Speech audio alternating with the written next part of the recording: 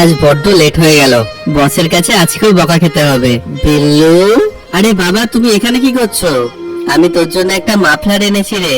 বাবা এটা গরমকাল, আমার লেট হয়ে যাচ্ছে, কি বলবে তাড়াতাড়ি বলো। তাহলে এই ক্যান্ডি গুলো নিয়ে যা, এগুলো তোর ফেভারিট ক্যান্ডি। বাবা আমি আর বাচ্চা নই, ক্যান্ডি খাওয়া ছেড়ে দিয়েছি।